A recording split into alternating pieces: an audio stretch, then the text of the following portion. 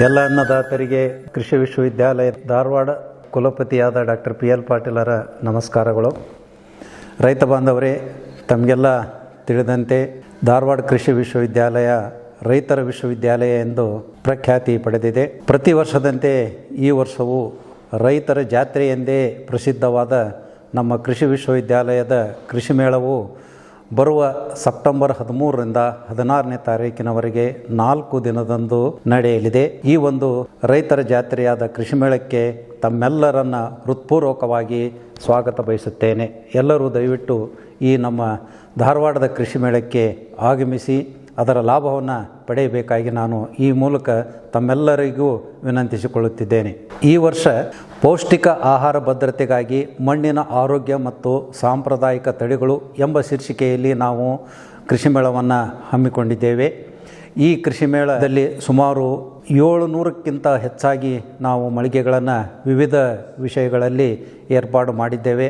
ಪ್ರತಿ ವರ್ಷದಂತೆ ಎಲ್ಲ ಥರದ ಕಂಪನಿಗಳು, ಬೀಜ ವಿತರಣೆ ಮಾಡುವಂಥ ಕಂಪನಿಗಳು, ರಾಸಾಯನಿಕ ಗೊಬ್ಬರಗಳು, ರಾಸಾಯನಿಕ ಔಷಧಿಗಳು ಹಾಗೂ ಕೃಷಿಗೆ ಸಂಬಂಧಪಟ್ಟ ಅತಿ ಸಣ್ಣ ಯಂತ್ರೋಪಕರಣದಿಂದ ದೊಡ್ಡ ಯಂತ್ರೋಪಕರಣಗಳವರೆಗೆ ಇಲ್ಲಿ ವಿವಿಧ ಮಳಿಗೆಗಳಲ್ಲಿ ಪ್ರದರ್ಶನವಾಗ್ತಾ ಇದ್ದಾವೆ ಅನ್ನೋದು ತಮ್ಮೆಲ್ಲರಿಗೂ ತಿಳಿದ ವಿಷಯ.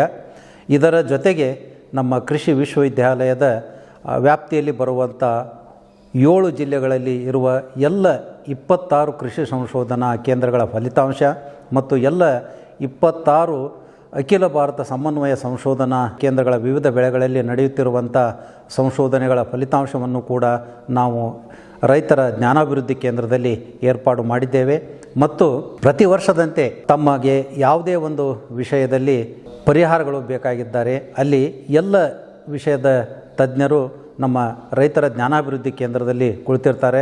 ಅವರನ್ನು ಸಂಪರ್ಕಿಸಿ ಕೂಲಂಕುಷವಾಗಿ ತಮ್ಮ ಮುಂಗಾರು ಹಂಗಾಮಿನಲ್ಲಿ ಬರುವಂಥ ಬೆಳೆಗಳ ವಿಷಯಗಳಲ್ಲಾಗಲಿ ಅಥವಾ ಹಿಂಗಾರು ಹಂಗಾಮದಲ್ಲಿ ಬರುವಂಥ ವಿಷಯಗಳ ಬಗ್ಗೆ ತಾವು ಕೂಲಂಕುಷವಾಗಿ ಚರ್ಚೆ ಮಾಡಿ ಪರಿಹಾರವನ್ನು ಕಂಡುಕೊಳ್ಬೇಕಂತ ನಾನು ಈ ಮೂಲಕ ವಿನಂತಿ ಮಾಡಿಕೊಳ್ತೀನಿ. ಅಷ್ಟೇ ಅಲ್ಲದೆ ಪ್ರತಿ ವರ್ಷದಂತೆ ಮೊದಲನೇ ದಿನ ಬೀಜ ಮೇಳದ ಉದ್ಘಾಟನೆ ಇರ್ತದೆ. ಉದ್ಘಾಟನೆ ನಂತರ ತಮಗೆ ಹಿಂಗಾರು ಹಂಗಾಮದಲ್ಲಿ ಬೀಜೋತ್ಪಾದನೆ ಮಾಡಲಿಕ್ಕೆ ಜೋಳ ಇರ್ಬೋದು, ಗೋಧಿ ಇರ್ಬೋದು, ಕಡಲೆ ಇರ್ಬೋದು, ಕುಸುಬೆ ಇರ್ಬೋದು, ಹೀಗೆ ಹಿಂಗಾರು ಬೆಳೆಗಳ ಎಲ್ಲ ಬೆಳೆಗಳಲ್ಲಿ ಬೀಜೋತ್ಪಾದನೆ ಮಾಡಲಿಕ್ಕೆ ನಾವು ಬೀಜವನ್ನು ವಿತರಣೆ ಮಾಡ್ತೇವೆ. ಮತ್ತು ವಾಣಿಜ್ಯ ಬೆಳೆಗಳನ್ನಾಗಿ ಬೆಳೆಯಲಿಕ್ಕೂ ಕೂಡ ಮತ್ತು ಹಿಂಗಾರಿ ಬೆಳೆಗಳಲ್ಲಿ ತಾವು ಉತ್ಪಾದನೆ ಮಾಡಲಿಕ್ಕೆ ಕೂಡ ನಾವು ಬೀಜಗಳನ್ನು ವಿತರಣೆ ಮಾಡ್ತೇವೆ. ಈ ಒಂದು ಸದಾವಕಾಶಗಳನ್ನು ಎಲ್ಲ ರೈತ ಬಾಂಧವರು ಉಪಯೋಗಿಸಬೇಕು ಅಂತ ನಾನು ಕೇಳ್ಕೊಳ್ತೀನಿ. ಮತ್ತು ಹೋದ ವರ್ಷದಿಂದ ಕೃಷಿ ನವೋದ್ಯಮದಲ್ಲಿ ಪ್ರದರ್ಶನವನ್ನು ಏರ್ಪಾಡು ಕೃಷಿ ಮೇಳದಲ್ಲಿ ಮಾಡ್ತಾ ಬಂದಿದ್ದೇವೆ. ಈ ವರ್ಷವೂ ಕೂಡ ಕೃಷಿಯಲ್ಲಿ ನವೋದ್ಯಮದ ಬಗ್ಗೆ ಹಲವೊಂದು ಮಳಿಗೆಗಳನ್ನು ನಾವು ಪ್ರದರ್ಶನಕ್ಕೂ ಕೂಡ ಮೀಸಲಾಗಿ ಇಟ್ಟಿದ್ದೇವೆ. ಆದ್ದರಿಂದ ಕೃಷಿ ನವೋದ್ಯಮದಲ್ಲಿ ತೊಡಗಿದಂಥ ಯುವಕರು ಮತ್ತು ಅದರಲ್ಲಿ ಸಾಧನೆಯನ್ನು ತೋರಿಸಿಕೊಂಡಂಥ ಎಲ್ಲ ಯುವಕರು ಮತ್ತು ವಾಣಿಜ್ಯದಾರರು ಆ ಒಂದು ಸದಾವಕಾಶವನ್ನು ಪಡೆದುಕೊಂಡು ಕೃಷಿಯಲ್ಲಿ ನವೋದ್ಯಮದ ಬಗ್ಗೆ ತಮ್ಮ ಪ್ರದರ್ಶನವನ್ನು ಏರ್ಪಾಡು ಮಾಡಿಕೊಳ್ಳಿಕ್ಕೆ ಅವಕಾಶ ಇದೆ. ಈ ಒಂದು ಅವಕಾಶವನ್ನು ತಾವು ಪಡೆದುಕೊಳ್ಳಬೇಕು ಅಂತ ನಾನು ಈ ಮೂಲಕ ಕೇಳ್ಕೊಳ್ತೀನಿ. ಮತ್ತು ವಿಡಿಯೋ ಚಿತ್ರದ ಮೂಲಕ ತಮಗೆ ಕೃಷಿ ಮೇಳಕ್ಕೆ ಆಗಮಿಸುವಂಥ ಎಲ್ಲ ರೈತ ಬಾಂಧವರಿಗೆ, ಯುವಕರಿಗೆ ತಾವು ನೋಂದಣಿ ಮಾಡಿಕೊಳ್ಳೋಕ್ಕೆ ಅವಕಾಶವಿದೆ. ಇದರಲ್ಲಿ QR ಕೋಡು ಕೂಡ ಸೌಲಭ್ಯವಿರ್ತದೆ. ಆ QR ಕೋಡಿನ ಮುಖಾಂತರ ತಾವು ಈ ನೋಂದಾವಣೆ ಮಾಡಿಕೊಳ್ಳ್ರಿ. ಅಂದರೆ ನಮಗೆ ತಮ್ಮ ಬರುವಿನ ಬಗ್ಗೆ ನಮಗೂ ಕೂಡ ಕಾಳಜಿ ಇರ್ತದೆ. ತಮಗೆ ವಸತಿ ಸೌಕರ್ಯ ಬೇಕಿದ್ದರೆ ವಸತಿ ಸೌಕರ್ಯವನ್ನು ಕೂಡ ಮಾಡಲಿಕ್ಕೆ ಅನುಕೂಲ ಕೊಟ್ಟಂಗಾಗುತ್ತೆ.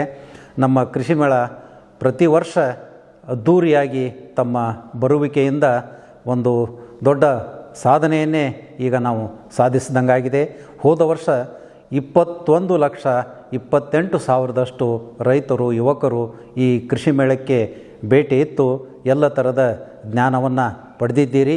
ಈ ವರ್ಷವೂ ಕೂಡ ಇನ್ನೂ ಹೆಚ್ಚಿನ ಸಂಖ್ಯೆಯಲ್ಲಿ ಭಾಗವಹಿಸಿ ಹೋದ ವರ್ಷ ಅತ್ಯಂತ ಹೆಚ್ಚಿನ ಸಂಖ್ಯೆಯಲ್ಲಿ ತಾವೆಲ್ಲರೂ ಆಗಮಿಸಿದ್ದರಿಂದ ನಾವು ಲಿಮ್ಕಾ ಬುಕ್ ಆಫ್ ರೆಕಾರ್ಡ್ಗೆ ನೋಂದಾವಣೆ ಮಾಡಿ ನಾವು ಈ ಒಂದು ಸಾಧನೆಯನ್ನು ದೇಶದಲ್ಲಿ ಅಷ್ಟೇ ಅಲ್ಲ ವಿಶ್ವದಲ್ಲಿ ಅತ್ಯಂತ ಹೆಚ್ಚು ರೈತರು ಮತ್ತು ಯುವಕರು ಸೇರುವಂಥ ಕೃಷಿ ಮೇಳ ಎನ್ನುವುದನ್ನು ನಾವು ಸಾಧನೆಯನ್ನು ಮಾಡಿ ತೋರಿಸಬೇಕಾಗಿದೆ. ಆ ನಿಟ್ಟಿನಲ್ಲಿ ತಾವೆಲ್ಲರೂ ಈ ಒಂದು ಕೃಷಿ ಮೇಳಕ್ಕೆ ಇನ್ನೂ ಹೆಚ್ಚಿನ ಸಂಖ್ಯೆಯಲ್ಲಿ ಭಾಗವಹಿಸಿ ಈ ಕೃಷಿ ಮೇಳದ ಒಂದು ಸದುಪಯೋಗವನ್ನು ಪಡೆದುಕೊಳ್ಬೇಕಂತ ಹೇಳಿ ನಾನು ಮತ್ತೊಮ್ಮೆ ತಮ್ಮೆಲ್ಲರಲ್ಲಿ ವಿನಂತಿಪೂರ್ವಕವಾಗಿ ಕೇಳ್ಕೊಳ್ತೇನೆ. ಧನ್ಯವಾದಗಳು.